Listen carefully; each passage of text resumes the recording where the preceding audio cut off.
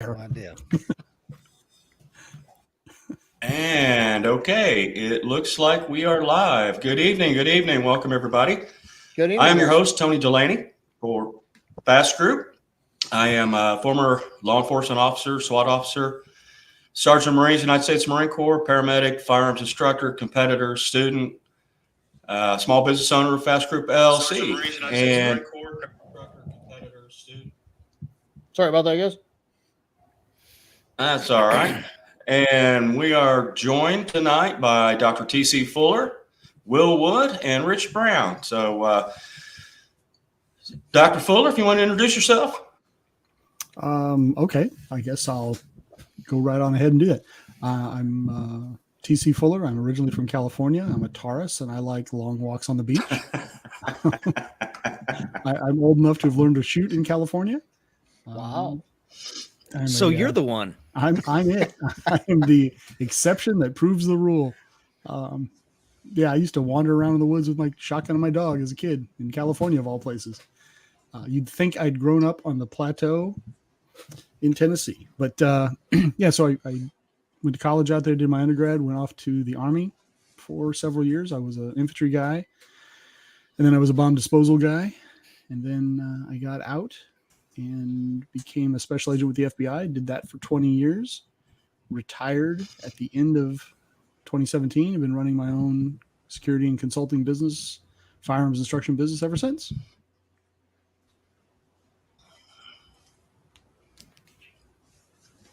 All right. Will? My name's Will Wood. I'm an airline pilot. Started doing that when I was about 12 years old. Well, not the airline side, but I started learning to fly when I was about 12. Originally from Illinois, but don't hold that against me. I got out of there as soon as I could. I, too, am a Taurus, as is TC. My favorite color is clear.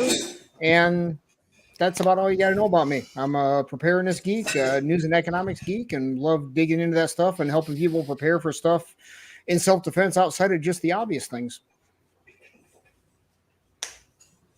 All right.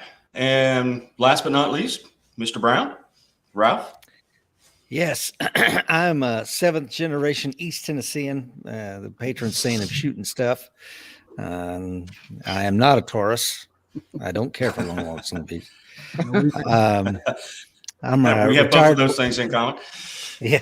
I'm a retired Marine Corps officer, did 23 years in the Marine Corps, did 3 years in law enforcement and special operations law enforcement. And then I was with the American Red Cross as a regional manager for disaster preparedness across the state of Tennessee, the great state of Tennessee. And then co-founded the American Warrior Society with Mr. Mike Steeklander. And we have the American Warrior Show, which is America's leading self-defense podcast. And me and Mr. Will Wood have a Monday morning show. And me and Dr. Fuller have had many enlightened conversation. All right, great. So tonight's topic is on preparedness and what that looks like for the average Joe. So where do we get started with this? What does that look like? Where do we start? Do we start with anybody hear music? You hear that, or am I having? I got it. Yeah, it was me. There's always that one guy. There's always that one guy. I thought the voices were coming back, and I thought I took my medication for that. But the voices come up with some really good ideas too. They do. When we were talking the other night, I really like TC's idea, mainly because it means Rich goes first. But Rich, you were with the American Red Cross, and so that you've got the big macro view of what people can truly expect from those agencies. What I think too many people think, the government's going to swoop in and solve all the problems. So I like the idea, Rich, if you don't mind starting off, with that big macro view of what people can expect. And then TC, if I'm right, you're a little more of a suburbs guy. I'm more of a rural guy. Rich, you're a rural guy as well. And then we can get into the differences there so that no matter who's listening or watching can get a flavor of each. Yeah. Okay. Thanks, Will. Thanks, Tony. I appreciate you having me. So the bottom line is, the American Red Cross, I'll use the state of Tennessee, for example. We've got 96 counties, and the state is broken up by 8 disaster program managers. Okay. And those 8 disaster program managers, they answered to me.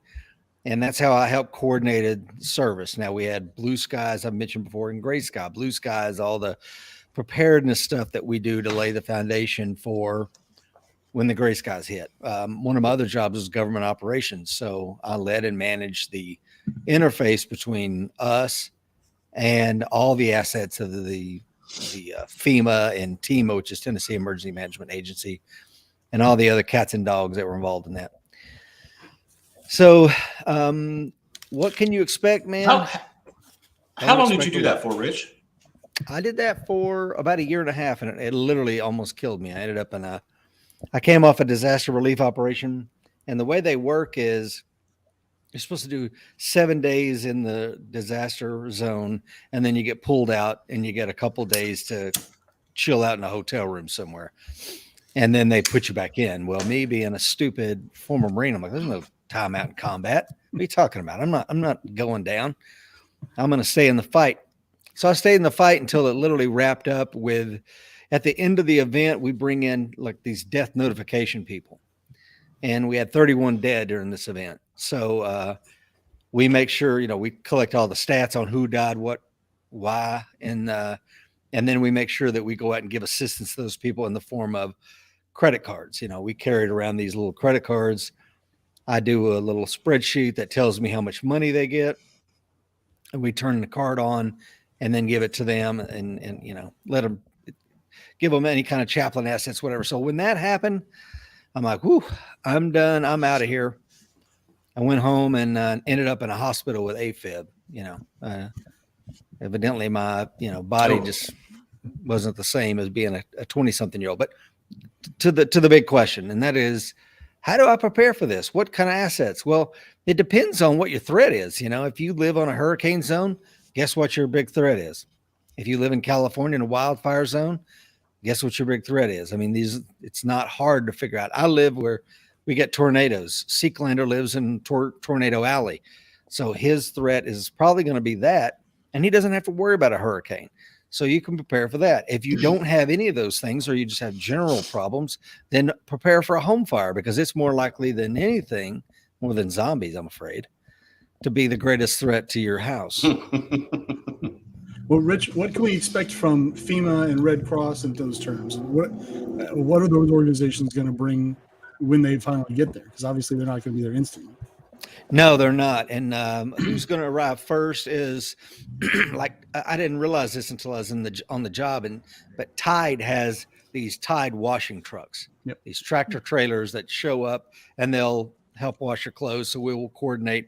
There's a place for you. So there's that. We commandeered all these schools. Now, during the Blue Skies, my job was to make sure that we had every one of the schools in the state of Tennessee. We have like a 12-page form that we fill out. We go into the school, who's in charge, what's their phone numbers, who's got the keys. Do you have and Tony, you'll be familiar with this, ARES group that sets up emergency ham radio communications. And some of the schools, I would make sure that they had, if it was my big schools, Yeah. and you familiar with those, Tony? I may have lost it. You were breaking up. I couldn't hear what you were saying. I think my internet's. You there? Yeah, man. Yeah. Anybody? Yeah, Yep. we got Okay. you. Yeah. You were breaking up, or I was. I think it's you. So I didn't get what the question was. No, ARES group, man. I was saying that interfacing with ARES group Oh, yeah, to make ARES. sure that the schools had some sort of ham communication. You're not going to get much, I'm going to be honest with you, which is why really bugging in is the best option, because as I've said before, we had one sheltering trailer per county. Now we could move assets. So if it was one heavily affected 4 or 5 counties, I could move all those sheltering assets into that one area, and we could put up thousands of people. But still, you're talking about tens of thousands, if not hundreds of thousands, live in that area. So I think the great case in point is like Katrina. Everybody go to the dome, and then the dome just falls into anarchy. Because and we had that too. That was nasty. Yeah, we had a shelter. I won't say what disaster it was or where it was, but where a man assaulted a woman in there, and the husband, I think, who was doing shelter work in there, found out about it, and he beat the shit out of him, and the cops got involved, and it was a melee. And of course, it gives the Red Cross a bad name, but you don't want any of the assistance that's coming. Now, if you get a tree through your, let's say it's a, a hurricane, a tornado, one of these weather events, and a tree falls through your house, some I think it's called Samaritan's Purse will arrive, and they have chainsaw and tarp teams. Normally, they are doing their thing before we even roll onto the scene. There's also Team Rubicon, which is made up of vets that do something that's very similar to the Red Cross. I interfaced a lot with them because their mapping was better than anybody. Their mapping ability for the disaster relief zone was, from what I saw, was better than FEMA. I mean, it was incredible. And they were tracking their teams in real time on this giant map. It was like being back in the Marine Corps. It was phenomenal. And but what can you expect? I mean, not much. I mean, we're coming through. They're gonna tarp. They're gonna clear the roads. They're gonna do all that kind of stuff. The humanitarian agencies. Then the Red Cross is gonna sweep in behind them, and we have damage assessment teams. They will write up some damage assessment reports and hand them off to FEMA and TEMA, and they're going to want to write you a check or give you a card or something like that, or put you in a shelter. But I mean, is that really help? Is that what help looks like? Giving you a credit card? Yeah. Do you have a place to spend it? Yeah. I mean, Yeah. Is Walmart open or not? Right. Because even the gas station open to put fuel in my car to get out of here. Yeah.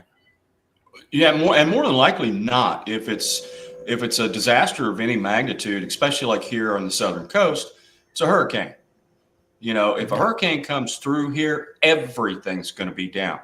How long it's going to be down, don't know. You know, it just all depends on how close you were to the eye, how big the storm was. But, you know, if power's down, you're not getting gas. People are not going to be in stores taking credit cards because they don't have any electricity.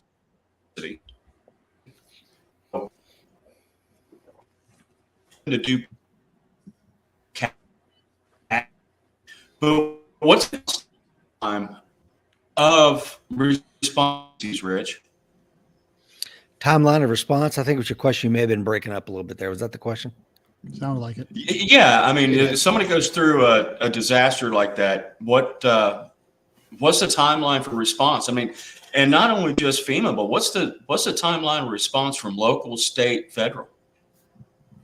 Yeah, great questions. FEMA is a long, slow train, just like anything in the government. Nothing moves fast.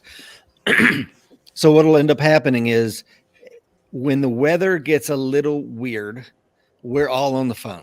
You know, the phones are blowing up. Oh my God, do you see this thing? It's coming through Alabama. It's moving up through Middle Tennessee. And we'll start pushing assets to the areas that may be affected. So that's already happening behind the scenes. And if it's looking really squirrely, then what you're going to see is I will go ahead and send over some of my guys to the Emergency Operations Center in Nashville. So they'll probably stand up a little working group, and most often than not, nothing will happen, and they'll all go home the next day. But when something does happen, we're already there. And we can, again, like I said, start pushing assets immediately. So the local reaction time is pretty damn fast. Now, we may be thinking that it's going to be 2 trailers tipped over and, you know, a couple of cows displaced. And next thing you know, it's a school has been hit and there's hundreds of people killed and injured. So that may make it a little bit messy at the onset, but relief is coming. And more often than not, when FEMA rolls in, they start stomping in the mud puddle. The only good thing that the government does is write checks. You know, and if a good FEMA director knows that that's his job, like, hey man, I need $150,000 for sheltering because they want $50,000 for 2 days, and I'm expecting 6 days, and I need a big check, and the Red Cross don't have it. And by the time that I have my guys, because during the disaster relief operation, the fundraising arm of the Red Cross worked for me, so I would be having these people, hey, go and call the Vanderbilt donors, the big alumni donors, and see how much money they've got to pony up to help with this relief. But it's an interesting thing. But here's the big thing, man. There's some small things you can do in your house that will really not bulletproof your house, but in your home and your car and make you better, stronger, faster, fitter, blah, blah, blah. But the scary thing is if the problem is huge, like a Katrina type event, or maybe coast to coast, some sort of EMP or coronal mass ejection kind of thing, man, we're done. I mean, I don't want to be a doomsdayer, but there's no resources coming. You're on. Look no further than East Palestine, Ohio right now. It took 2 weeks for them to even authorize FEMA to go in. Yeah, but in the meantime, they were burning off PVC out of the damn train cars. I mean, what do you think that's going to do to the air to all those people? And meanwhile, the authorities said, "Oh, it's okay to come back, but stay inside your house." Yeah. Seriously? Okay, can we talk about that for a minute? Because that was my doomsday. There's a county in Tennessee, I won't say where it is. There's a major trail junction where these chemicals and special things that come into Oak Ridge, where the national laboratory is, where they enrich uranium. And it goes through this tiny little town. And right before it gets into Anderson County, Roane County, wherever Oak Ridge is, and they were terrified, and rightly so, that an event like this. And I remember sitting in one of the working groups, and I kind of leaned over to my deputy, and I'm like, man, we'd be screwed. This is bad. If this happens here, because it's in a mountainous area, I'm like, how the hell do we even get assets here? Is it all going to have to come in a helo? I mean, you can't bring it on a rail, the rails are compromised. You can't bring it on trucks because it's hard enough just to get up here. And why did they put the rail junction here? It's like, oh. If something bad happen in the winter or in bad weather, it's not going to happen on a nice sunny day on a Tuesday morning at 10 a.m. Exactly. I'm like, I don't even know how. I mean, literally, I'm like, oh God, I don't want no part of this. I'll resign if this thing happens. Yeah, 2 points. Go ahead, Tom. I'm sorry. It's 2 points that you hit on there, Rich. And one I was going to talk about, you kind of got ahead of me, was the difference between a natural disaster and a man-made disaster. But back to the question about the response time. A lot of that depends on, and it's prefaces where we're going with what people should have on hand and this and that kind of stuff. But it also is determined by the length of the event. Okay, so like last year, tornado went through Nashville and several places. Or several tornadoes did some damage, but that's a relatively short term. The effects are devastating, but as far as the time of the event, it's over in minutes. Whereas a huge hurricane coming through the coast of Southeast Georgia, can go on for days. Yeah, and I will tell you, the insurance did some really dirty stuff. I won't say specifically, but I know specifically there's a couple of places where the insurance company literally goes out. The adjuster says, "Oh my God, yeah, you had a total loss. We're going to go ahead and get you $172,000 for this house, and we'll be back." And these are people that are already, they don't have $500 to put together an emergency. So they're getting some FEMA cards, they're getting some Red Cross credit cards, and they're waiting on the big check coming in from the insurance company. And then the insurance adjuster's like, "We're doing everything we can. The underwriter's fighting us on this, but I'm fighting for you." Meanwhile, the underwriter's already cut the check and the insurance company has it. And they're sitting on it, and they're going to sit on that money until it generates X amount of dollars. And then they're going to cut that check. So the insurance company may sit on that check from the underwriter for 6 weeks before they cut it to you. That way they made X% on that money sitting in their account. It sounds slimy, and they do it. Trust me, they do it. One of my buddies was bragging. His wife had made some performance bonuses for doing things just like that.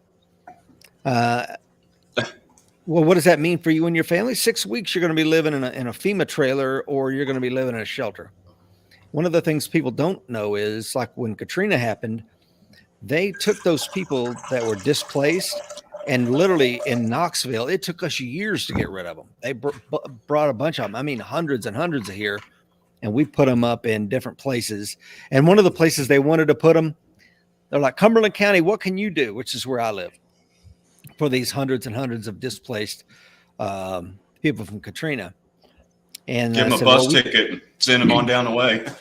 No. We had a better plan. Cumberland County, believe it or not, here in Crossville, Tennessee, is where a lot of German POWs were. So we have a German POW camp just sitting there. So the plan was to take these Katrina people. I'm probably giving up the secret sauce of the Red Cross. Hope nobody hears this. And we're going to put them in this POW camp. And someone said the optics on this is not good because the people that are displaced from Katrina are like 99% African American, and we're not putting them in a POW camp. And I remember the Cumberland County folks that were really steamrolling this. I mean, their heart was in the right place. They just wanted to take care of this, and no, we're not doing that. Well played. Let's go to Bob's question. This stuff. So is it better to bug out in that instance or bug in? And I'm not sure which instance he was talking about. It seems like maybe it's better to get out of the geographical area.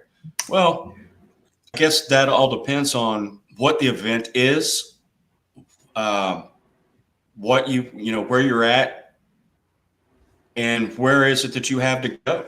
Everybody wants to talk about the big thing. And this is, just let everybody know, this is not a prepper channel. This is an everything channel. We'll be talking about all kinds of different stuff. This just happened to be suggested of my good friend, Dr. Fuller, as the first live streams. And I thought it was a good idea. But these people, in the prepper community, it's like, oh, everybody's got to have a bug out bag, and, when shit hits the fan and the zombies are coming, we're going to grab our rifle and our pack and head to the woods, and we're going to, survive and thrive. Well, that shit ain't happening. It's not. So, and that's what that was one of the topics I wanted to get to before. Also was, and I guess we can do it now, bug in or bug out. Depends. It does depend, but my opinion, probably the vast majority of the time, you are in the heart of, some Seattle bullshit or the stuff they did in Minneapolis. And unless you're in the heart of that, all my stores are here. Mm-hmm. I cannot possibly, everyone has just moved before, some more than others. You don't pack up your pickup truck with everything you own. Your food, your stores, your waters, your guns, your ammo, your papers, generators, and the list goes on, and head out in the woods and start living. So to me, the answer is the vast majority of the time is staying put. What do y'all think? Mm-hmm. Yeah, I agree completely. For everything you just listed, plus most of the people I run into are like, I'm going to go into the woods and hunt deer. Well, up here in Wisconsin, you and everybody else with a rifle is going to be out there hunting deer. There's a reason deer almost got hunted to extinction during the Great Depression here in Wisconsin. So the whole deer hunting thing works good for about 2 weeks until everybody shot 3/4 of the herd. And most of the people and wasted most of it probably. Yeah, and most of the people, 3/4 of the people who think they're going to go out in the woods and really camp. When they go on vacation, they go to a KOA campground because it's got a nice shower facility right over there. They don't have a clue what they're actually saying they're going to go do. And if you ask them to go spend 2 weeks, truly dry camping, they're lost. They have no clue. Yeah, they have no idea what a canteen cup shower is. Mm-hmm. Most of them don't know how to slaughter a deer. They don't know how to, prep a deer. And, I've had people tell me, oh, I'm going to do this, I'm going to do that. I'm like, dude, you are 350 pounds. You haven't looked at a gym in 20 years, and you're currently wearing loafers. I said, if the EMP thing that you're talking about happened right now, and you're talking, well, we'll just walk the 20 miles back to my house. I'm like, dude, I've walked 20 miles, and I'm here to tell you, that's not something you just flippantly do in your Bruno Mollies here. He's like, well, we could be there in a few hours. I'm like, no. I said, I'm in better 7 shape hours, than you, and I'm going to take 2, maybe 3 days to do 20 miles, especially if, things have gone sideways. You don't know who's roaming around, what's going on. I don't think things will go off the legal rails in the first 24 hours. but still in all, let's have a little caution. And a 20-mile hike is not nothing to be sneezed at. I mean, it's one thing to do it when you're 20 years old and you're doing PT 5 days a week and you're used to fighting with your body. It's another when you're 55, you're type 2 diabetic. You've got to make sure you're taking your medication every day for your high blood pressure. And again, you haven't worked out or walked anywhere in 15 or 20 years. So I agree with you, gentlemen. It's just not a practical solution for most people. That being said, if it's a short-term geographic disruption, I might consider leaving, in the case of hurricanes coming. Okay, well, I can go 150 miles up the road and stay in a nice hotel for a few days until things are better and then come back. That might be the proper solution if you have that ability. But the SHTF situation in the world has ended and the zombies have come. Yeah, well, maybe leaving the house is not the great idea you might think it is. Well, and TC, you bring up a great point. Bugging out doesn't mean a ruck and a pair of boots. It can mean your truck and a MasterCard with a hotel. Yeah. That's bugging out as well, and that's more realistic. When I moved into this house 3 years ago, within the first 3 months, I lost power 7 days in a row, and a lot of people didn't have generators, and they went to a hotel 25 miles away. Yeah. That's bugging out. I remember, and that's what people will do down. Go ahead, TC.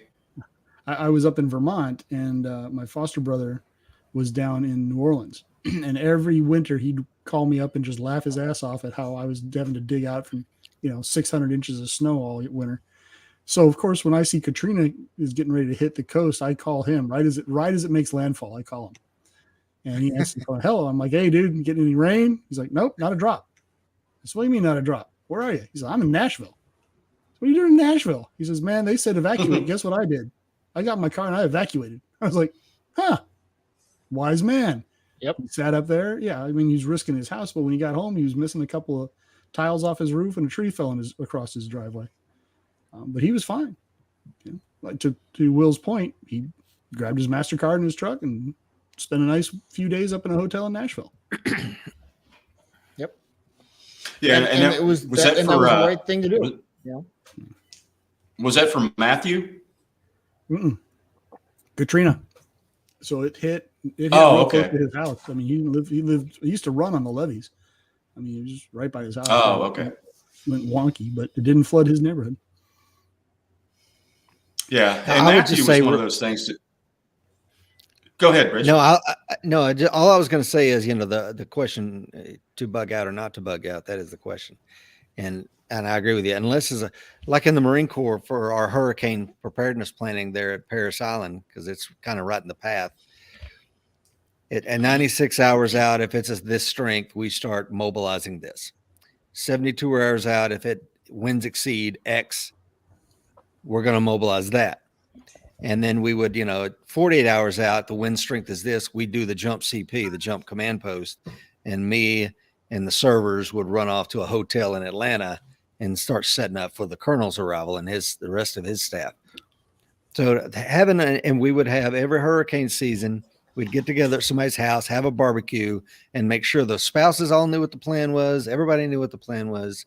We'd make sure that all the logistics was done, that we paid every year a small percent to have X blocks of rooms. I mean, you do these things. A wildfire's coming, get the hell out of there. For almost everything else, I'm staying put. I mean, for almost everything else. Because like you said, Tony, this is my castle. This is where I got all my kit. I've got all my stuff. I've made it as defendable as possible. Why the hell would I want to get out on Mad Max Fury Road and try to head somewhere, man? It's just no.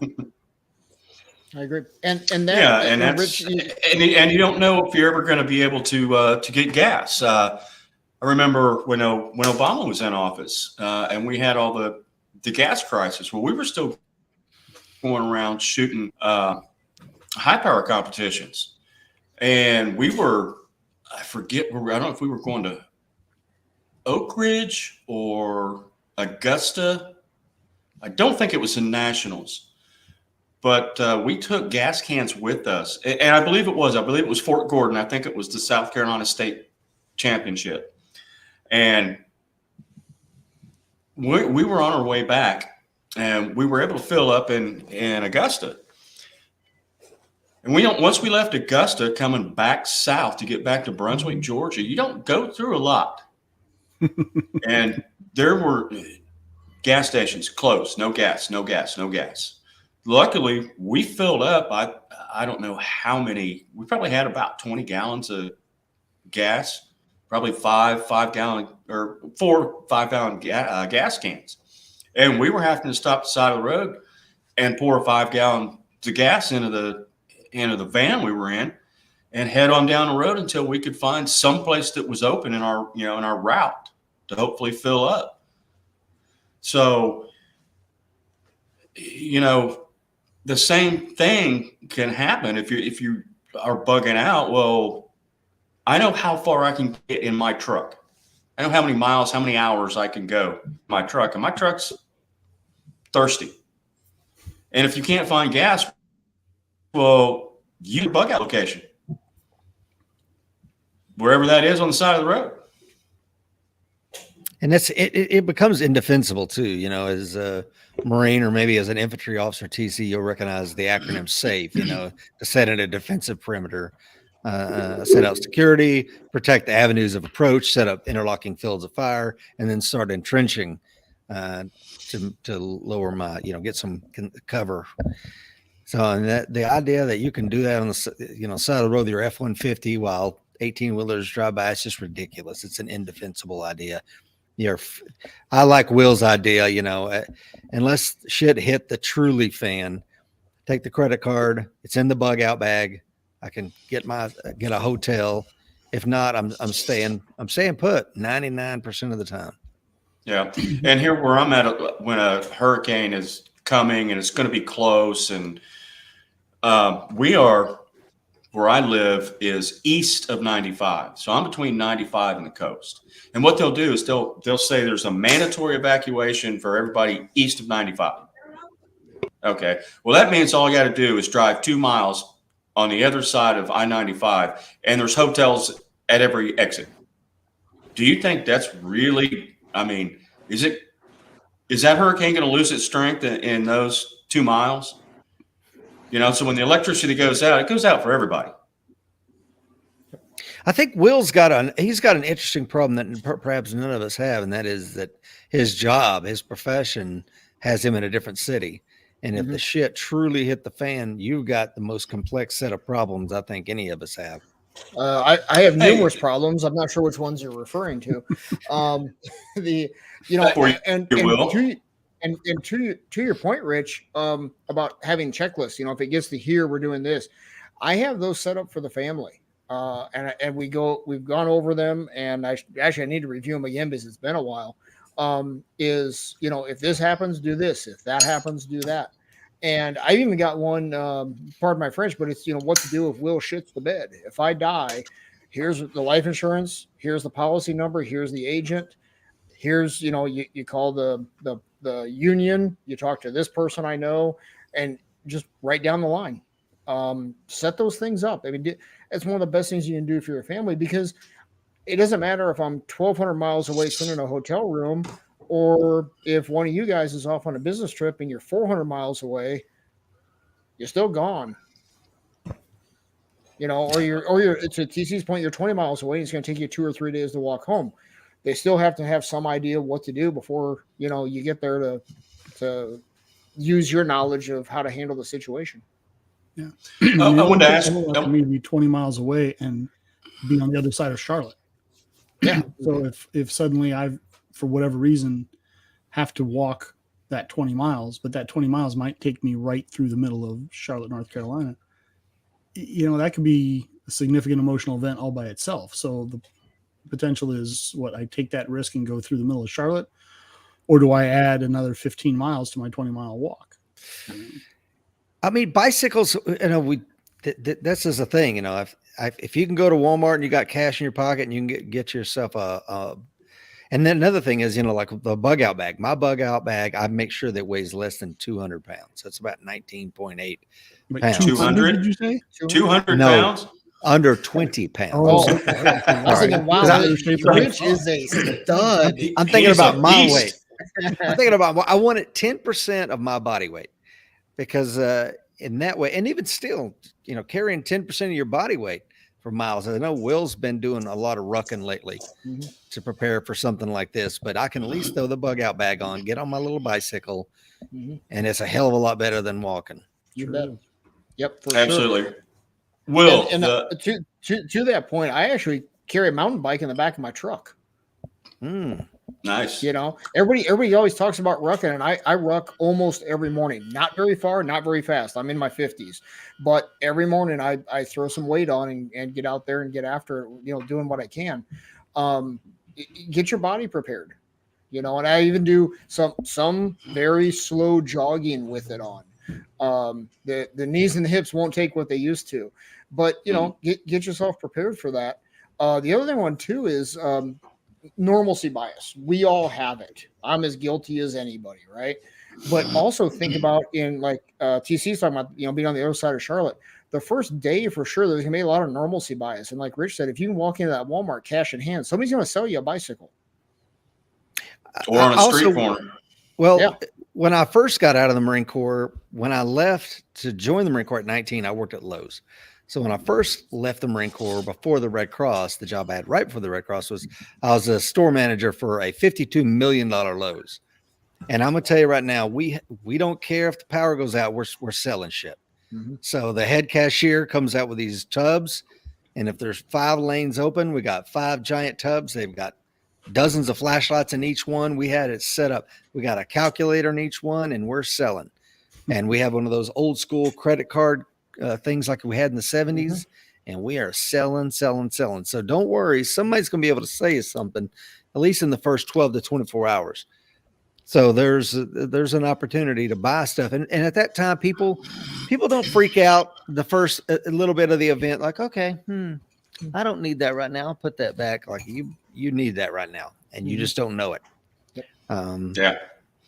So I wanted to ask Will, when we were talking about, if something happens when you're away, look at 9/11. Were you flying that day? I was not. I was at home that day. Luckily, I know a lot of people who got stuck out then, and of course that was a highly uncertain time, uncharted territory in more than one way. But there was also a lot of normalcy bias. There was a lot of people out partying during that time because they were stuck in a hotel for 3 or 4 days, and what was he going to do? They got food, they got beer, have at it,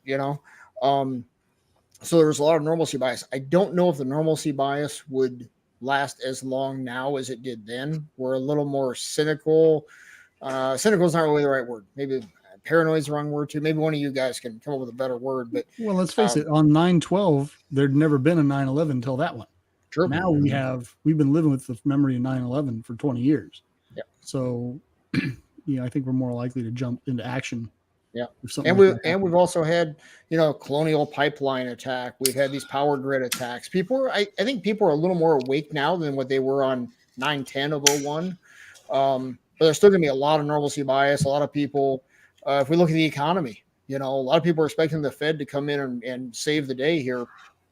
There's still a lot of, FEMA will save things. I think there's still some of that, but not as much as there was. Okay, so I was on real quick. I was on somebody's show recently. It was Memphis Beach had me on his show, and he lives in Memphis. And he was talking about this thing. I said, well, Memphis is a giant fault line. The New Madrid Fault, I think is what it's called. It sits right on the Mississippi River. The last time it went, there was some cows there, not much else. But it caused the Mississippi River to flow backward and create Reelfoot Lake in Tennessee. I mean, it was a huge event. If this thing happens again, now that you have this giant metropolis that is Memphis, it's going to be a nightmare. So I went to a working group, and we're talking about, what do we do if this thing goes off? And I kid you not, man, after about an hour of us back and forth, it was like, we'll drop leaflets and tell them to head east on I-40, and we'll set up shelters along the way. And that was it. And the people that decide to stay inside of Memphis, it's Thunderdome, until we can get in there and clean it out. That was the plan. Cause they're like, we're not going to do a Katrina again. We're not going to try to, have this dome and everybody show up, because they saw the nightmare that was. and you have to bring in the 82nd Airborne Division to clean it up, And that's kind of segues into another thing that what do you do versus urban, suburban, and rural? Because, I'm in a neighborhood, but it's not like an HOA or anything like that. So I'm in the northern part of the county of the city of Brunswick.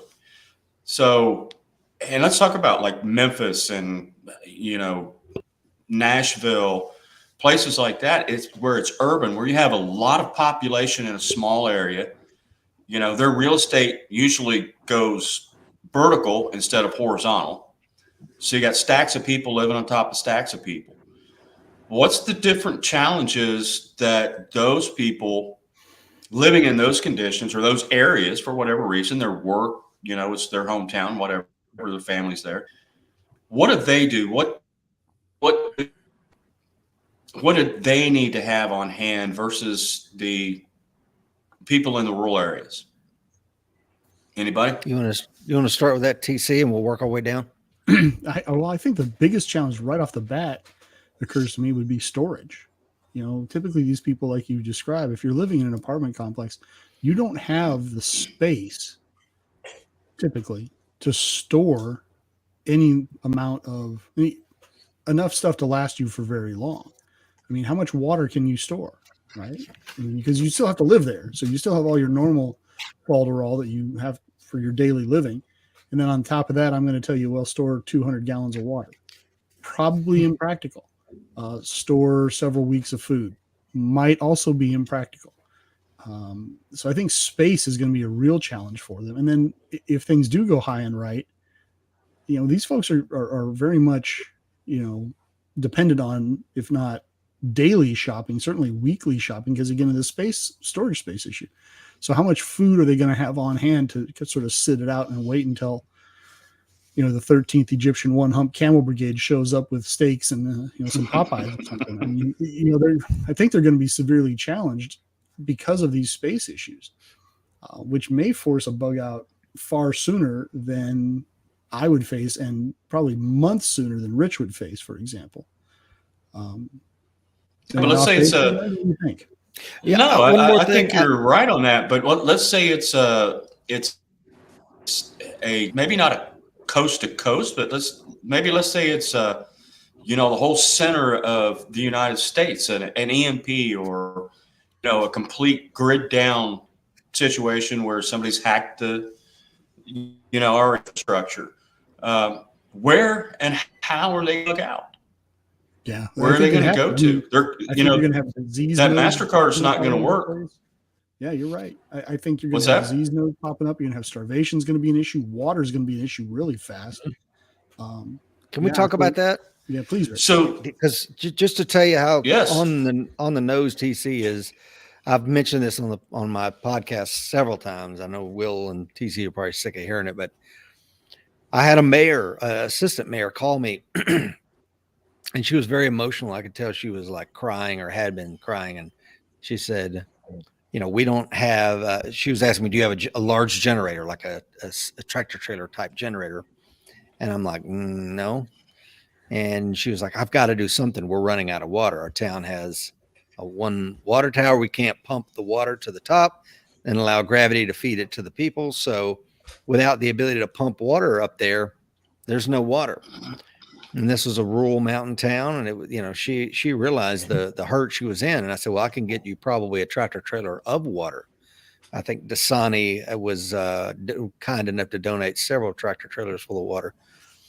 That, there's if you live in an apartment, you don't have the ability to have a generator. Where the hell are you going to put it? Where are you going to run it?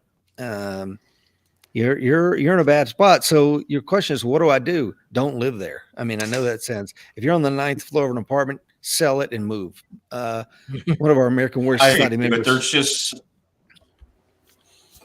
well, look, here's what I'll say. There's some people that just don't have the opportunity to do that.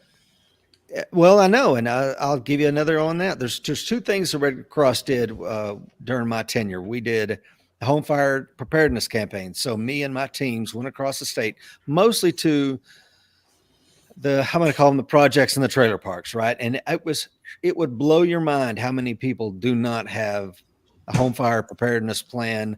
They don't even have smoke alarms. And I'm looking at all these kids running around, and we'd come in for free and put in smoke alarms and help them develop a plan. Then we would send out educators to go into the schools, and we did this pillowcase preparedness campaign. So what that is we would give them a pillowcase and markers, and we would teach them what to put inside their pillowcase. So it would say water, flashlight, batteries, these things, and they could take it home with mom and dad and have a discussion. And most of the parents were like, I never even thought about this stuff. And I'm like, well, shame on you. Mm-hmm. But the final thing I would say is we had an American War Society member recently. He's like, Rich, I need some help, man. How can I keep safe? I want to be an Uber driver in my spare time to make a little bit of extra money. How do I stay safe and keep from getting robbed or shot in the back of the head? I'm like, you don't.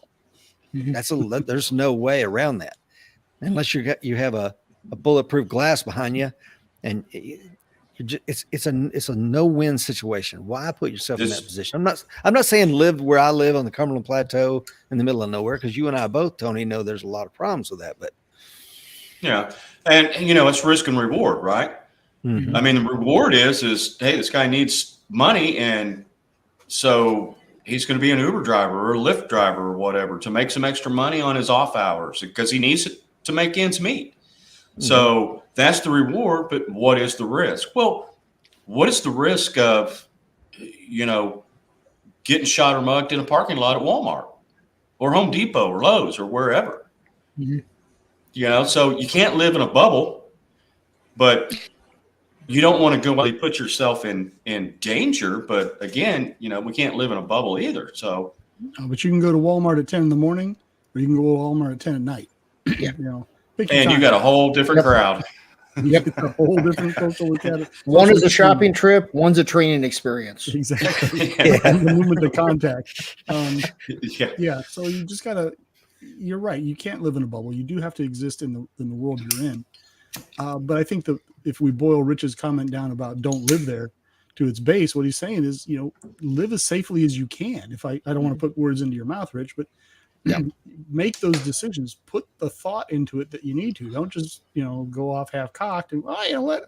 I've always wanted to live at the 12th floor of a walk up in the Bronx. I think I'll move there. Well, okay. But understand that you're making a trade here. You're trading some things for something. And but that's worth it to you by all means. Yeah, but don't you think it's a more of a matter of priority? Because what is that person that's living on the 9th floor of a apartment complex, like Rich was talking about? Unless they're living in a one-room economy that's got a shower curtain between the shitter and the bed, you've got some space. What are you going to fill it up with? Well, you're going to fill it up with your big ass television and your Game Boys or your PlayStations and games and bean bags and futons and shit. Or are you going to find a place to store, 5 cases of water and a couple of totes of food, that include, a way of additional ways of being able to cook. Mm-hmm. I think it's more about priorities. Well, yeah, but you can get stuck in that city. Like Katrina's a great example. When the roads flooded, you're just not getting out. So even if you had a plan, I got a bug out, I got a bag, I've got some food, well, then you're going to hunker down. And when people in your neighborhood get hungry in some of those, very urban areas, and they decide to go door to door, now you've got a problem at your front door that you didn't need to have. Well, yeah, exactly. And especially if you're in somewhere, it's very taboo to own a firearm or any type of self-defense. And of course, that's another thing. If they're not storing food and water, they're probably not, taking much account of their own defense either. Mm-hmm. True. So again, I really think it goes back to a priority. I think that people they don't have this in their mind of what can happen. And I don't know, it's just what would you call it? A complacency bias? I don't know. Somebody's going to come and help me. It is, but I'm going to tell you, and this is something that bears repeating from time to time. 50% of America has an IQ score under 100. Seriously? Say that again. Yeah. You know I can hear you, right, Rich? What's that? You know I can hear you, right? And the ones Dr. who Fuller, and the Dr. ones Fuller's who a member do of are Mensa, commercial not me. airline pilots. Yeah. I can assure you this august company I'm in, there's some high IQs here, but seriously, man, my point of that is, I think it's 15% has 70 or less. I mean, 15% of the population, that's millions of Americans, have to wear Velcro shoes because they can't even I'm being a little bit of a smart ass, but I mean, and so, yeah, man, they're absolutely thinking that the government's coming. There's somebody coming. There's going to be helicopters landing, food, and they're going to give me a steak dinner. And, like Dr. Fuller was saying. So, yeah. And those are the people that are sucking up resources. So don't think there's going to be anything. You don't want any of the resources. Right. And that's why we always talk about that you are your own rescuer. Or you used to, right? But here's another thing that I don't know if you guys have noticed this or not, but you get, especially with, and I don't want to call them out, but family, okay, especially the younger generation. They may be married and have some kids, they may be single, whatever. And you try to, they're going to the store every day or every other day. What do we want for dinner? I don't know. Well, I'll go to the store and get something because we don't have anything in the house. You talk to them about buying extras, storing that stuff up. So that, you finally get it into their mind that, yeah, we need to have some extra stuff. So they go out and maybe they'll spend, a couple of weeks of buying some extra stuff. And they got a couple of cases of water at Walmart and, bought some meat to put in the freezer, some extra canned goods on the shelf. And then it's like, you know what? Screw it. I don't want to go to the store. I'm just going to go grab stuff off the shelf. I'm going to grab that meat that's out of the freezer. So within a month, instead of going to the store like they regularly would, they had everything that they stocked up on, and now they're having to go back to the store on a regular basis again. You ran into that? The way I approached that was I really bided my time until they admitted they were having a little bit of money problems. And I said, hey, have you ever considered just buying only what's on sale and stocking that up? And then do the same thing the next week and the next week. And after a while, you're only buying what's on sale and you're eating off your stores. And then, of course, once they got acclimated to that, then I was like, oh, yeah, by the way, welcome to the Prepper Nation. And they went, well, no, I'm not. Hold on, maybe, yeah, I guess I am. So I've had luck kind of guiding it in from that money angle because we all like to buy stuff that's on sale. And I think the prepper phrase has gotten, in some circles, people, it's kind of a taboo phrase. Like, oh, as soon as you say you're a prepper, the idea is now, okay, here comes the tinfoil hat. Here comes the living in a bunker waiting for World War III. Will's looking for his. Look at him. You know he is. He's looking. What are the kids grabbed it? Oh, here it is. It fell on the ground. I knew it. In my case, there we go. It was stolen. It was a conspiracy theory. Yes, there we go. My little Viking horns on That's it too. The best part of that hat, as far as I'm concerned. That's detail. That's detailed thinking. We're gonna put them up on the store on the American Warrior Society. Just so you know. Oh, Viking horns! I thought those things coming out the side were handles. Ooh. I've been wrong all this time. Front sight focus squeeze. Dr. Fuller, you were saying something, sir. Yeah, in my case, the amount of stuff I have here is probably, if I was locked in this house with my family, we could probably survive 2 weeks solid, no problem. If I really stretched it, probably a month. Water would be our biggest issue because I still have failed to get rain barrels set up outside. But I just am not in a position to have the storage of a year worth of stuff. Like I'm sure Will has more long-term storage than I have. I know Rich does because I've been to his house. These are sort of the practical realities that I deal with. So I'm kind of in the position of after a month, I'm going to have to forage, right? Yeah, exactly. I got to buy some of Tony's stuff. But the reality for me is after about a month, if there is zero services after about a month, things have gone very, very high and right. Mm-hmm. Yeah. But that's well, they have. Yeah, they have, and that's another thing that I wanted to talk about is how much is enough, how much is too much. Which I think Mhm. you can have both because yeah, even our foods can last up to 25 years. You still have to have water. Yeah. Most of these need water. Now, a lot of like the fruits and the vegetables and stuff, you can eat those right out of the bag. Mhm. They're crunchy and brittle, but then your body's supplying that water to rehydrate it in your system. So you're still going to need the water. Yep. I want So to can we talk about that for a second? Because sure. I've mentioned it on the show before. Tony, all of y'all have probably heard it, but for those that are first time listeners, perhaps, we broke into schools. In some instances, we had keys. In some instances, we literally broke the door down or whatever to get in. Because if the power's out in a huge area and you have 16 schools, they're all sitting there with their freezers not running. And Mm-hmm. so we would go and take the food and feed people. And we would say, like, hey, come to this location. We got generators going, and it might be a school. And we're going to serve food out of there. And then we'd take the gymnasium, and they'd be like, come, you can get water, you can get food, bring, and we had workers there to make sure they weren't getting more than they needed. But I want to talk to TC's point, because this idea of foraging, can we talk about what foraging may mean? There's a soft side and a hard side to Yeah, there is. foraging. Mhm. Can we talk It's about a it's that? it's a nice way of putting it if you're not out in the woods looking for mushrooms. Before you start on that, Rich, can I throw one thing on there Yeah. for TC, and I've thrown it in there for other people. If you want to stretch your 2 weeks of food out real quick, 25-pound bags of rice from Sam's or Costco. You can double that Oh, yeah. real fast for a very small amount of money, and that's what I have as well to extend that timeline out. So I'm just throwing it out there for No, you, it's brother. yeah, my foster But you got to family, I was make a foster child, and my foster family was Japanese. So I'm all about some rice, man. There you I'm go. all Yep. about- I can cook rice in a canteen cup or a cauldron.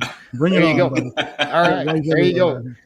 But you've You got to bet- make bet- sure bet- that you got to make sure you store that rice. You just can't take that 25-pound bag of rice from the grocery store that's in a very permeable plastic bag that's probably already got it somewhere. So you're leaking rice grains out the floor when you're taking it out of the store.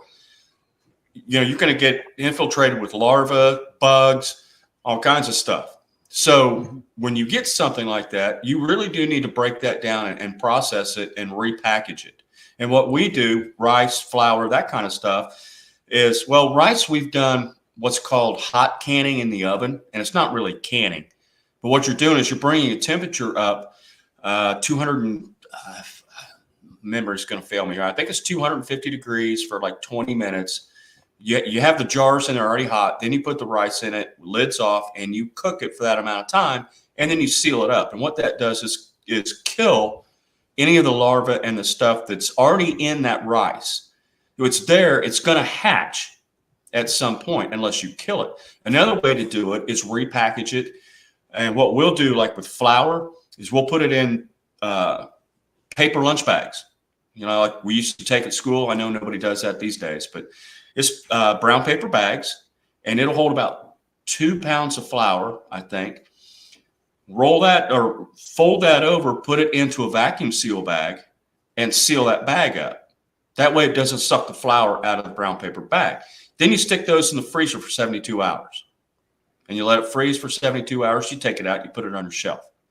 And that will kill 99.9% of anything that's in there. And it makes that last much longer than if you just take that 25-pound bag of flour or rice and set it on a shelf for the next 5 years. I love that, man. But I think there's no way that any of us can have enough if we were hit with an EMP, coronal mass ejection, Carrington event, something like that, where the grid goes down via cyber, whatever.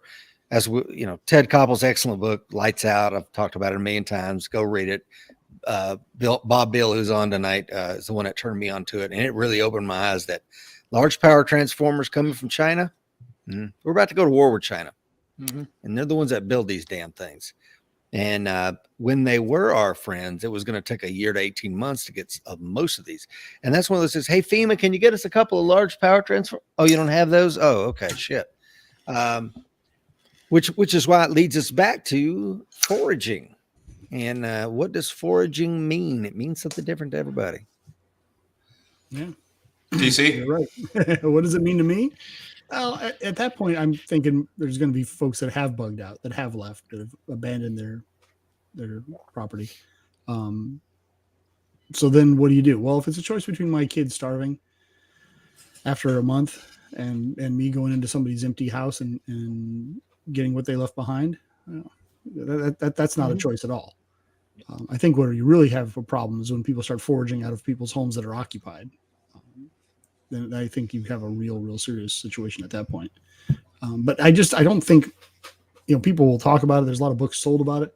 I don't think the reality is, most folks will survive a situation like that. They just won't. They don't have the skill sets. They probably don't have the health. It's at a certain point. And I don't think a lot of those off the rail. And I don't think a lot of those folks have stores that's worth getting, because, people today, when I was a kid, my mom went to the store once a week, every Thursday. My dad gave her $40 cash for a family of 4 for a week. And that's what she had to spend. And that's what we had and we didn't lack for anything. We had food. Back in the 50s, that was a lot of money, Tony. Yeah. I was waiting for it. It was. Hey, I may well be the oldest one here, but I was not born in the 50s.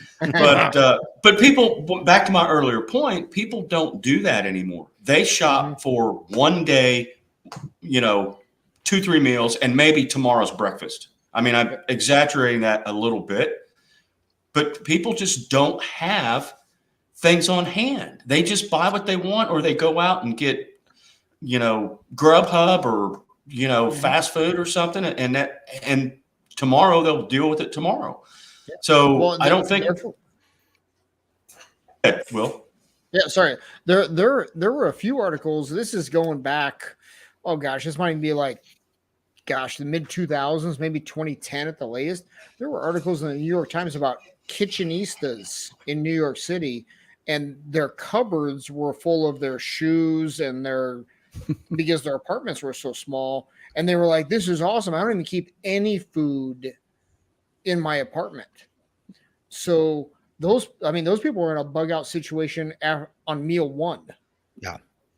And that's where, you guys have asked me before about being on the road.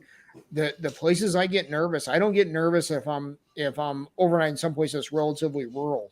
I get nervous when I've got a New York City downtown overnight. Because if something goes sideways, I need to start walking right now. Yeah, okay. Yeah. Our closest friends. Yeah. I'll talk to you about. So the foraging is kind of like, to quote Pablo Escobar, las plumas, las platas. You can take my money or you can take my lead, because I'm taking what you got. And, but I mean, because I run a construction company, I have an orange vest and a hard hat in my truck. So if I needed to put on an orange vest and a hard hat and walk into somewhere, people will let you go anywhere in a building with a, and I've got a clipboard to boot. So I'm like, there you go. Oh, you're the guy in charge. The other guy's have been orange helmet. Yeah. All you need is a cup of coffee. Yeah. So exactly. So, I mean, there's that. I carry a balaclava, used it a lot back in my days in special operations. Have no problem putting that on and getting what I need to get.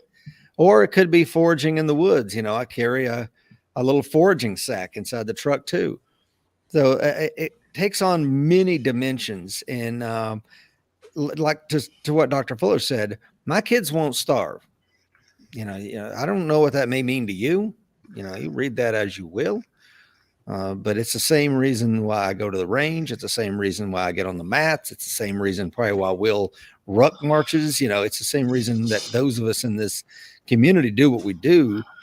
I'm not who I was when I was in my 30s, of course, but I'm, again, that's why my foraging plan has edged toward something a little bit more, I don't know what you would call it, but it's not hard and fast. Let's put it that way.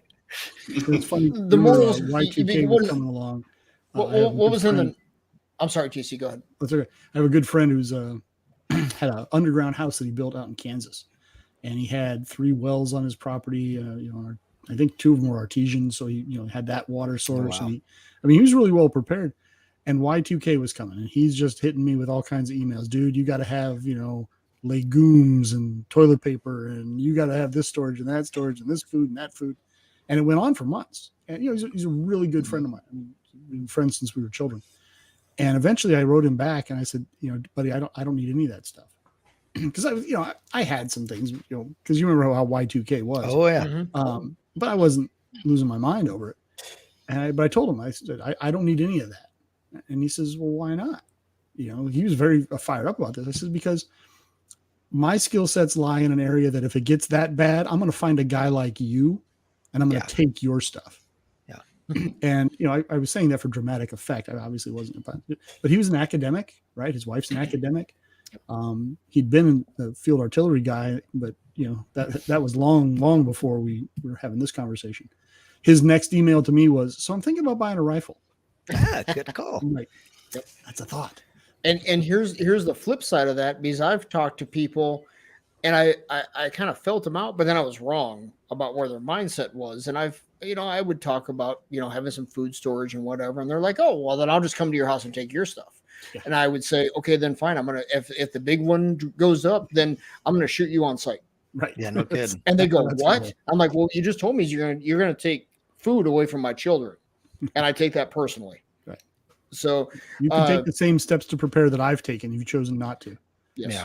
Correct. I mean, I joke a lot that if the balloon goes up, I'm going to Rich's house. Well, that's several hundred miles away, and getting there would be an accomplishment. But even at that, there's no way I'd show up empty-handed. Yeah. I mean, you don't just roll into somebody else's who is prepared and say, "Hey, I'm here, and here's my extra 4 mouths to feed.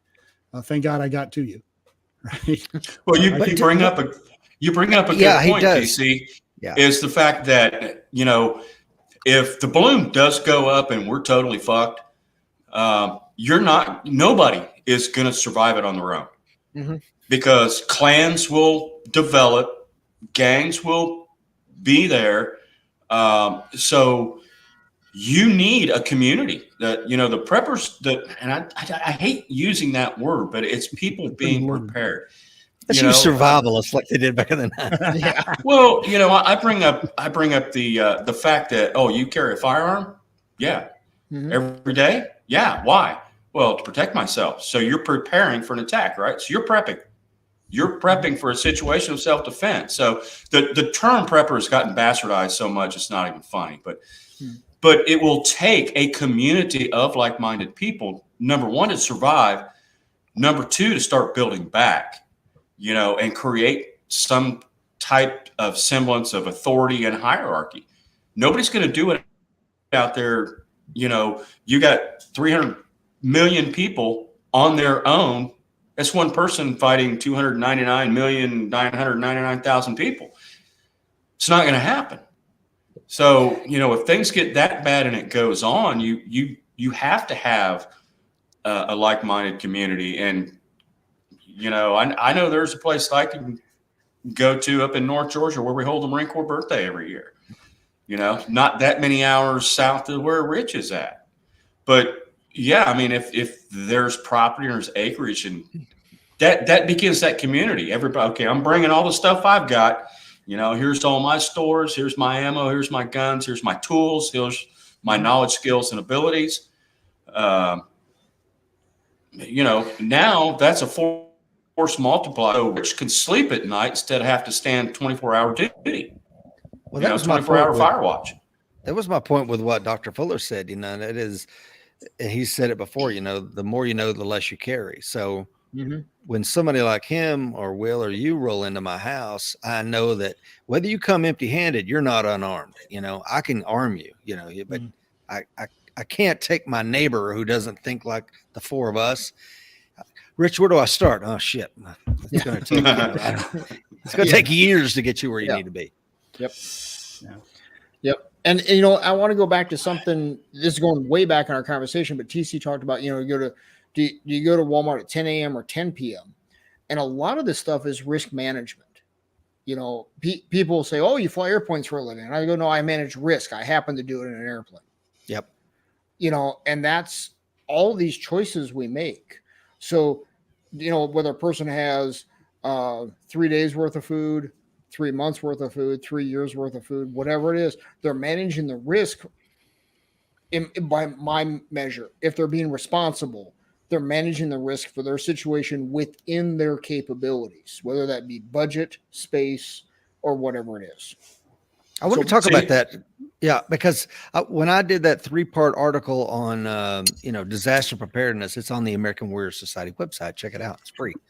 But one of them was occupational risk management, using some of the tools, and I put them in there. This is the template. This is how you manage your risk. You can do a SWOT analysis. This is the template. Go ahead and download it. Do it on yourself. And that's some of that thinking led me to, like, I have extra barbed wire at the house so that I can string up if I need to. I've got chicken wire that I can put on my windows. I've got boxes full of sandbags. Seriously. So again, if people started showing up here for help, I'm going to have Profits Trucking dump a couple of tons of sand, and we're going to be filling sandbags because I'm not bugging out, and I'm what is that?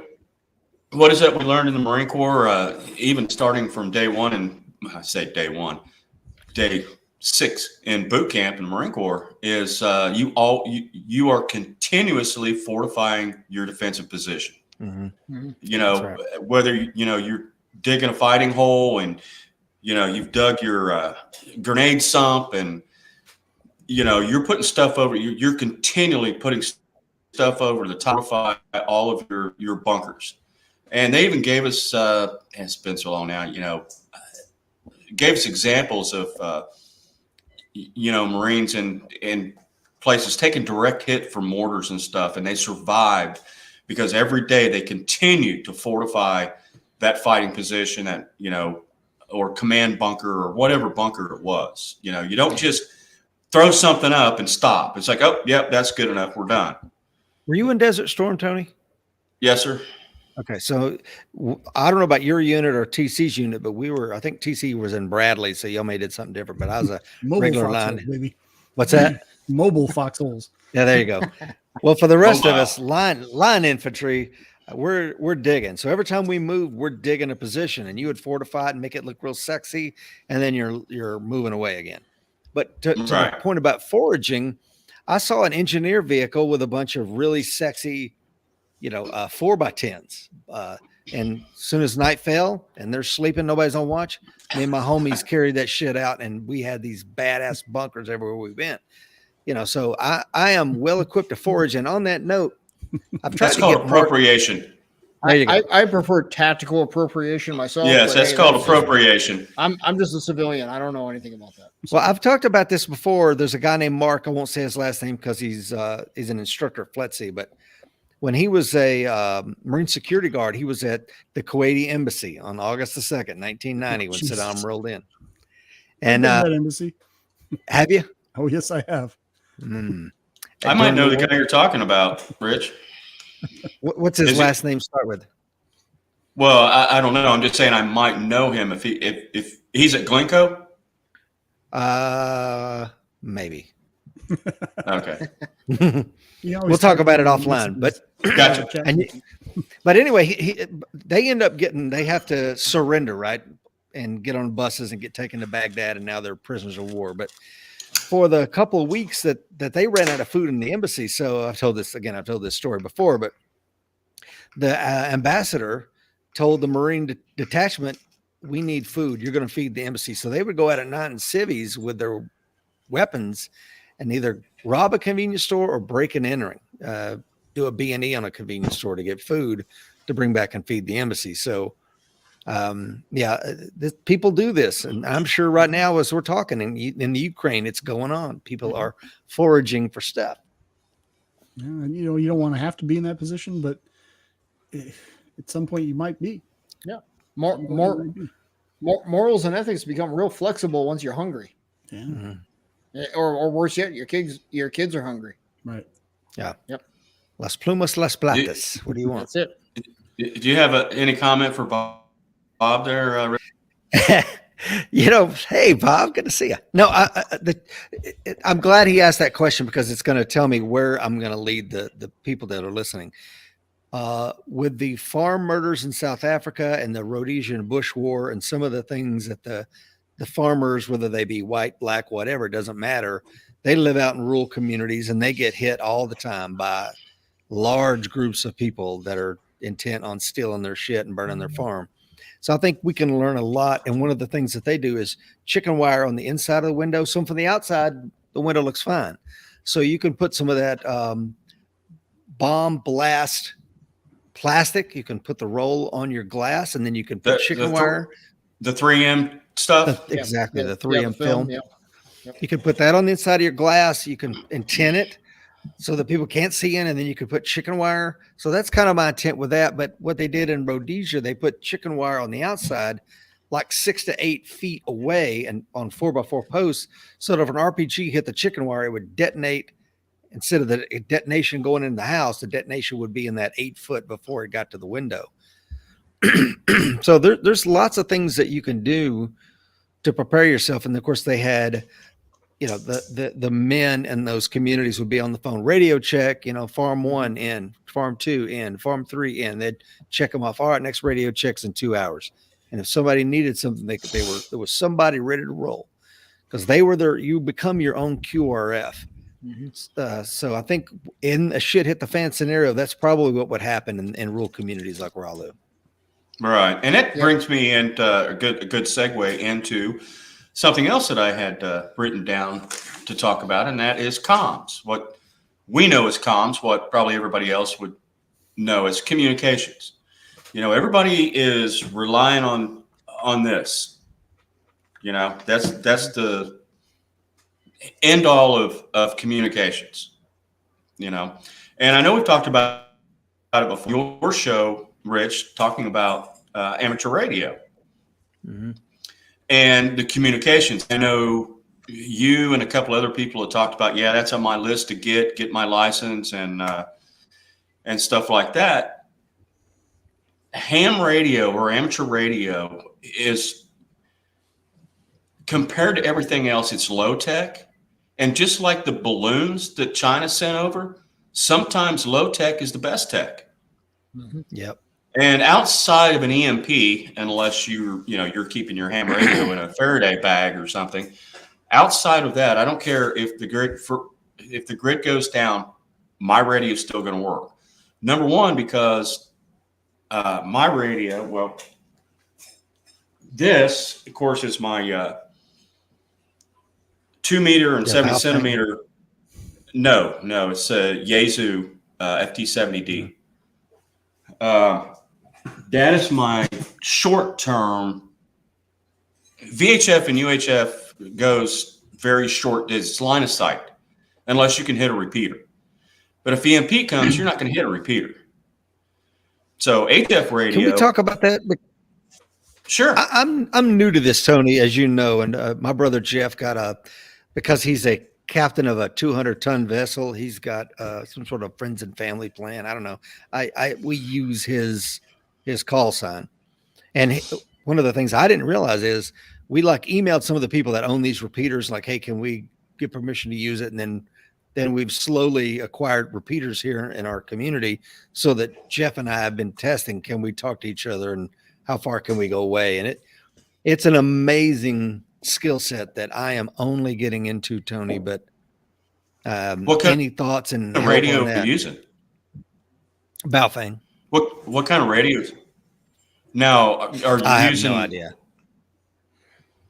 Okay, so Baofeng radios, they're really what I'm saying really is using but using repeaters, we've been talking 25 miles away.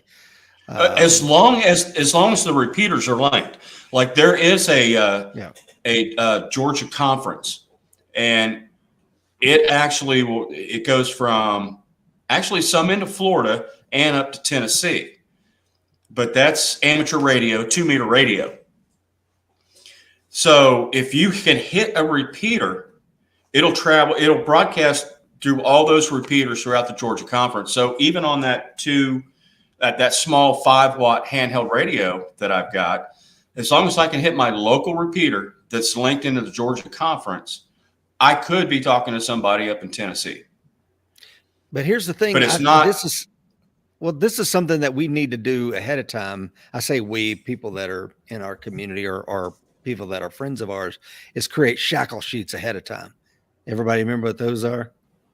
A shackle sheet. What are they? A shackle sheet. So it would say, like, on the left side, it would be numbers 1 through 10, and across the top it might be different, like AKs, M4s, 5.56, etc. So you could do numbers and different things. And I would say 2 canaries, and that would mean 10 boxes of 5.56. Because you're communicating on an open channel about shit you don't want people to hear. And then every day we rotate between shackle sheets. So every day we know that use shackle sheet number 1 for the first day. And then so it's always changing. All these low-tech comms is the way to, you got to have some sort of encryption. I guess I'm thinking low-tech encryption.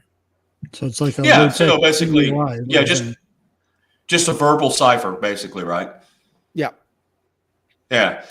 What I was going to say about my UHF or my HF radio, which is high frequency, well, it's also UHF, VHF, and HF, but I have it powered. I have a small solar panel that I have stuck up on the roof of my back porch, and it feeds into a battery box that I built, and it's powered by solar. So I plug my radio into that, and I have a simple 18 gauge lamp cord wire dipole that I've cut and tuned to 40 meters. So I don't need power as long as I have sun, and the battery's not big enough. I didn't design the battery box to run my radio. I put the radio on the battery box that I had to be able to charge cell phones and that kind of stuff. But so as long as I've got battery power, I can talk on that on 40 meters. I can talk all over the U.S. And if I change the orientation of it, I can get further direction than the other. On that little 100-watt radio, which is a mobile radio, but I use it as a base and mobile, I have made contact with people in Europe, islands in the Pacific, all different places, north, south, east, and west. So just with simple ham radio, and ham radio shit, I'm going to tell you, it's not cheap. I bought mine used. It's a Yaesu A57D. It's not manufactured anymore, but it is still a very good and sought after radio. And antennas, you can build your own antennas. It's a whole science to itself. But with little money, you can get, and antennas are the thing. Okay. It's not how much your radio, it's how good your antenna is. Because even with the cheap piece of shit radio, as long as you've got a good antenna, you can make contact. Okay, so this is one of the areas I'm severely lacking in. Can you define a good antenna for a newbie guy? I got to pull out, guys. I'm sorry. I'm getting the memo here. Yeah, I stretched it a little bit. I got about 7 minutes left, guys. So, wait, can you define a good antenna for a new guy? I mean, is it okay? Hang on a second. Well, I was going to say where can we find Rich? But you can find Rich at the AmericanWar.com. So, thanks, Rich, for being on there. Will, a good antenna means an antenna that works. That's the short answer. The height is your friend. The higher you can get an antenna, the better it is. Okay. So, like I said, is that the clear line of sight instructions, or is that the length of the wire causing that? What it is to clear obstructions, because radio waves. That was not me, folks. That's my dog. Sorry. Oh, okay. Radio waves. There's a leaf blowing outside right now. Yeah, I've got a little mixed breed miniature pincer, and she thinks she's a Doberman pincer. Oh, I got a 140-pound English Mastiff and a giant Schnauzer. So, and I guarantee your dog can kick both their butts because they're a couple of babies. Yeah, well, Mine is a Doberman pincer as long as she's on the right side of the glass. Yep. Yep. Once she's on the other side of the glass, it's not so much. But no, what happens is height is your friend because radio waves get absorbed by objects. Okay. Now, the lower frequencies, HF, which is, I think, between 30 and 300, 30,000 and 300,000 megahertz. That, man, it's been a while studying this. They get absorbed less, but trees, foliage, buildings, all that stuff will absorb radio waves. So it can mess them up. But now what you're doing is you're with your antennas. The whole point of HF radio is not line of sight. HF radio gets launched into the atmosphere and then gets bounced back down off the ionosphere. That's how HF radio works. So you need to get high enough to where, you're unobstructed from that stuff and that your antenna can receive and that power out. And of course, power is another thing. I have a 100-watt radio. Legal limit by FCC is 1,500 watts. And that's amplifiers and all that kind of stuff. I mean, people have radio shacks set up. I have a Pelican box that holds my one radio. I have my small battery box that I plug it into, and a panel up on my roof. It's a wire that I have. It's called a dipole, and I have an extendable 25-foot extendable painter's pole that I have put a PVC pipe in the ground, and then I have that inside of there. So the apex of my antenna is up at 25 feet, and then the two legs of it come off down at an angle. So it's an inverted V dipole. Okay. So cool. You can get, but there's, again, if you go through class and get licensed at an amateur radio, and there's 3 different categories. You've got your tech license, general license, and then your amateur extra. And I'm a general. That allows you to get on all the HF frequencies. For all intents and purposes, the tech license only allows you basically to use that 5-watt handheld. I mean, there is more stuff, but that's the your general license, and then you can talk around the world. You can talk around the world literally with a general license. Okay, cool. Well, hey guys, I stretched a few extra minutes here, but I got to go run a truck back to a buddy of mine. So I'm out, and I hope to see you tomorrow morning. Rich and I are going to talk bug out bags. Look forward to it. Oh, I was going to get into a little bit of that tonight, but it's a good thing. Yeah. Well, no, that's going to go for a whole lot longer. So we'll save that and see you on Rich's show tomorrow morning. Sounds great. See you guys. And take care. Listen to what y'all have to say. Take care, Will. Thanks, man. Have a good one, guys. All right. I'm going to bounce as well, sir. Got a dog doing something odd in the other room here, so I got to go take care of that and get to bed myself. Thank you so very much for having me on, Tony. Really appreciate it. All right, you were breaking up there. I guess you're taking off as well. Yeah, it's.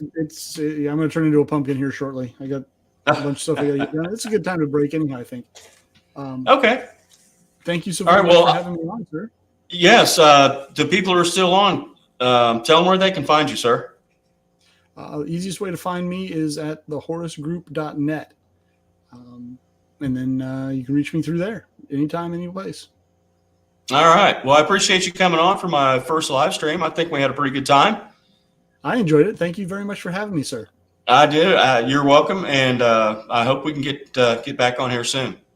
I look forward to it. Take care. All right. You too. All right, guys.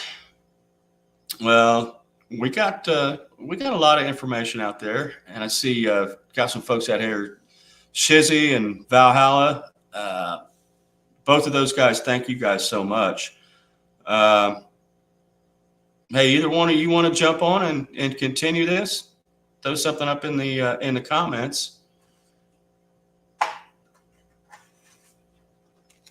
And I think I've got some of y'all's email somewhere.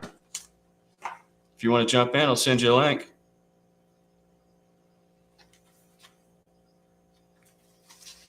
But yeah, tonight was good. I think we got a lot of information out there. We didn't get through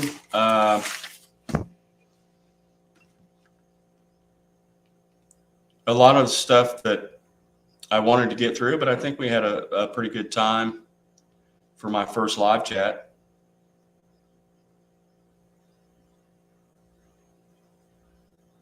Hey guys, for whatever reason, I do not have your email addresses around to get you guys on here. But anyway, thanks guys for coming on. And Shizzy, I can't thank you enough for sending this camera. I'm so appreciative for that, and that's what I'm using. And I went out, got a $20 set of gamer headphones to get on this. And Valhalla, you know, all the time that you spent helping me get things synced up to get on here, it is so much appreciated.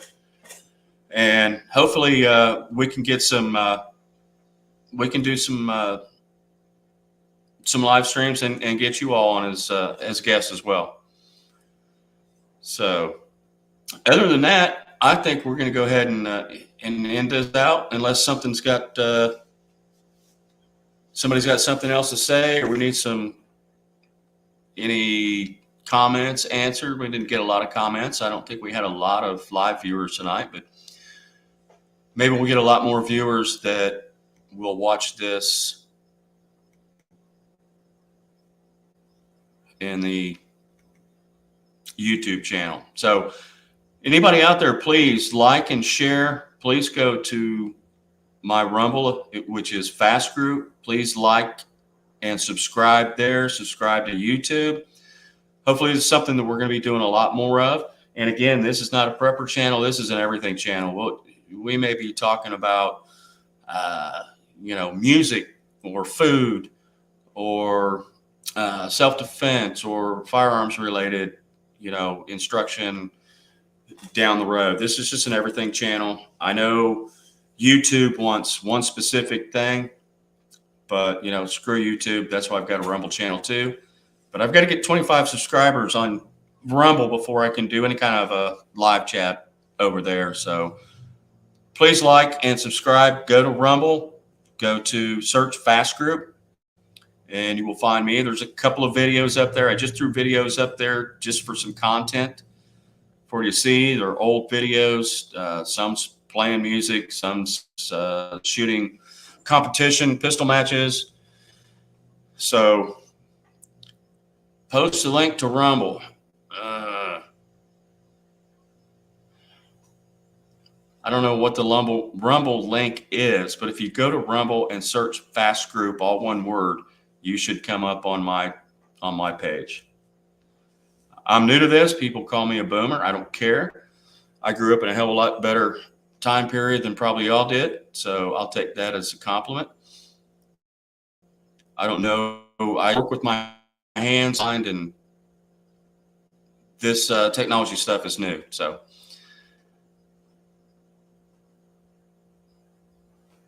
yeah, I don't know what the actual link to Rumble is. It's just you go to Rumble and search Fast Group, you'll find it.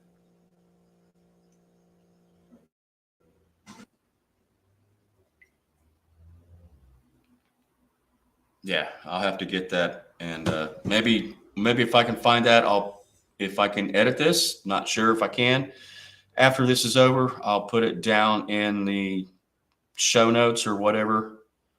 After this, find out what the links are, and I'll get those links out to you. So, all right, guys, hey, everybody being here. There will be another one coming up soon. I don't know what the topic's going to be yet. I'll have to work on that and figure out.